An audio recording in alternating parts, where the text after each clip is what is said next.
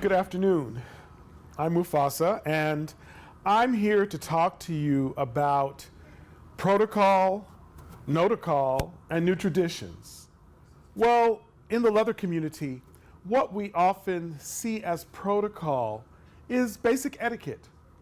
I mean, protocol in and of itself are the customs and regulations dealing with diplomatic formality, procedure, and etiquette itself. So the rules that govern behavior in a leather relationship and in the leather community is also known as protocol. So there often is confusion or mixed signals around protocol in our community. The protocolists decry the disappearance of our leather traditions, while the loosely defined new guards, quote unquote, insist that new traditions are emerging and we can't be hidebound by the protocols of old. But the leather lifestyle itself is a radical expression of our sexuality, and it's also a radical expression of our personality. So how can you constrain a radical act into a set of commandments? That's often the question. At the same time, our experience grows from tradition, and we avoid being complete outlaws by following a set of personally identified protocols that pave the way for our journey. So there are protocols in our community. The purpose of leather protocol in and of itself is to emphasize hierarchy. And it's not degrading at all. It's basically how we react and act in our personal relationships and community relationships with one another. So there are a set of protocols that differ. So why are we arguing? There are things that come from the old guard, from our old community, the start of the leather community.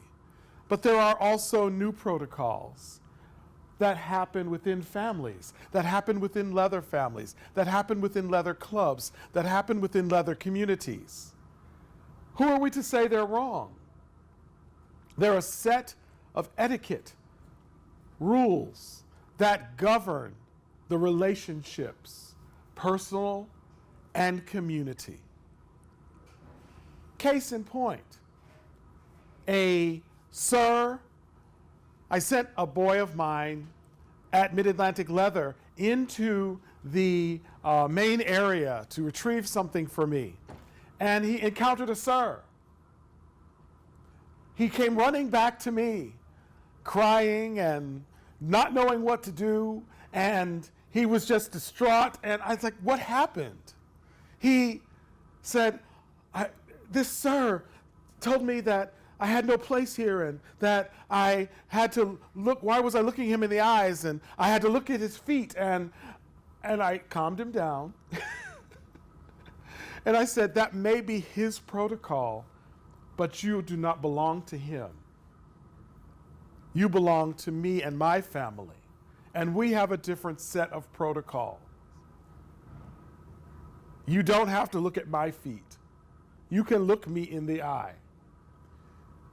So that other sir was trying to push his protocol, his personal relationship protocol, onto my family's protocol.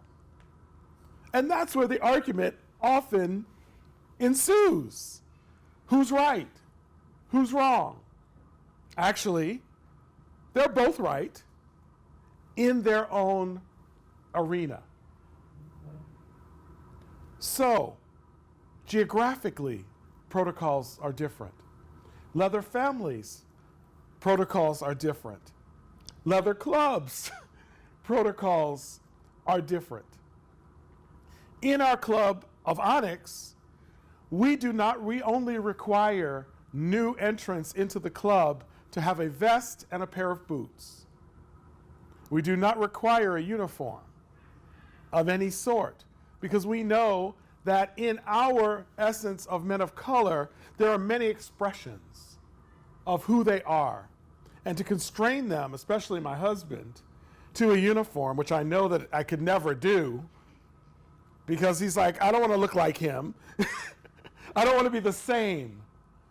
So difference is edified, except that we do have our vests for our club colors and our identification.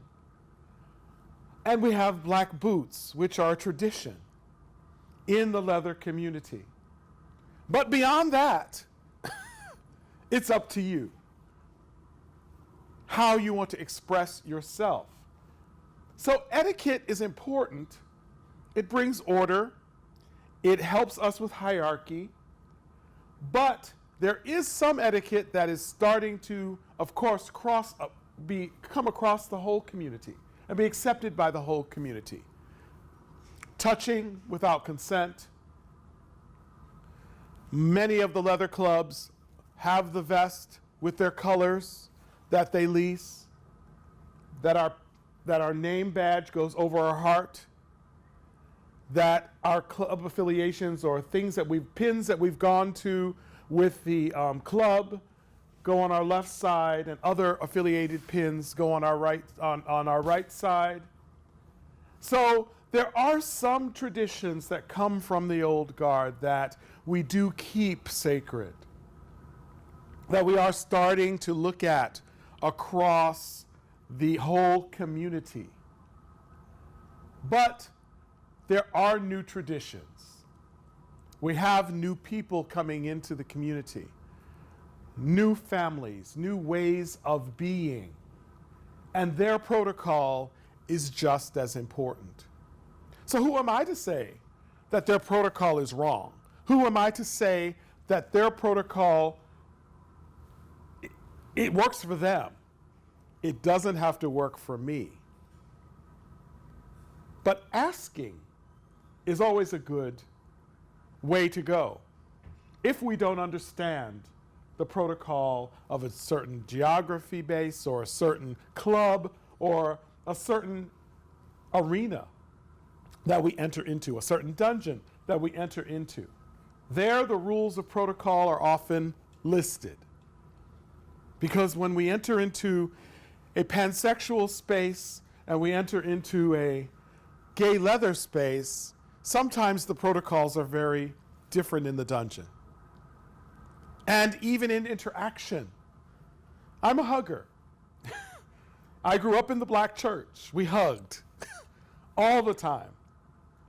And then sometimes you had to avoid the holy kiss from the older women because that was always on the lips. My mother didn't ascribe to that one, the holy kiss. But often in black Pentecostal churches, people were hugging and people were greeting one another, and we were family.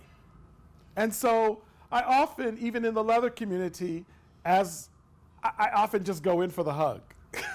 So I have to stop myself and ask permission.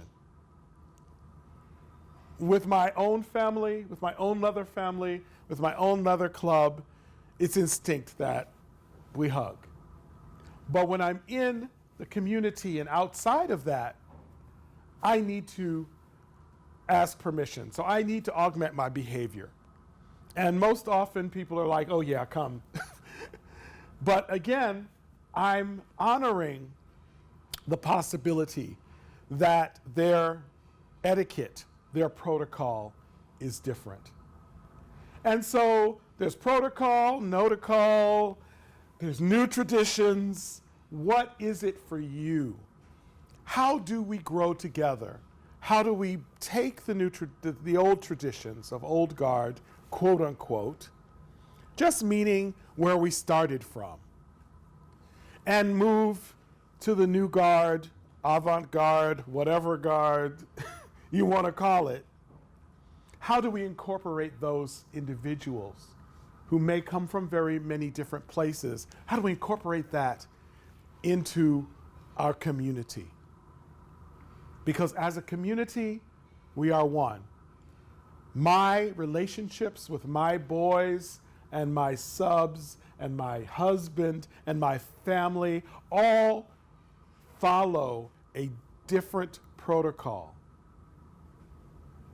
but one that works for me and mine.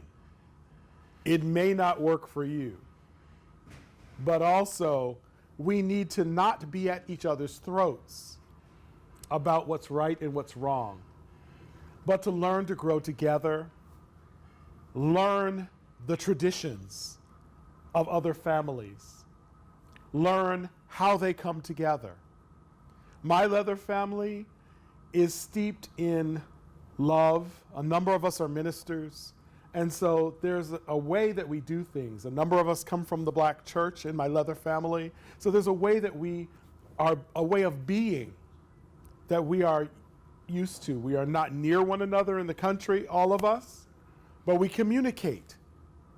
But we honor that tradition that is us. We honor that type of thing.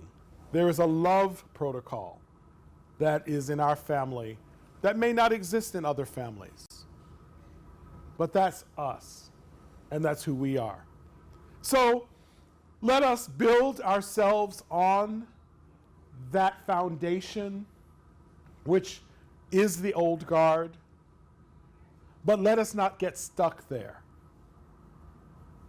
Let us be fluid enough to understand that new individuals, new people, different communities relate in different ways, and their etiquette is for them. Let's ask, let's love, let's move forward as one community in Leather. Thank you.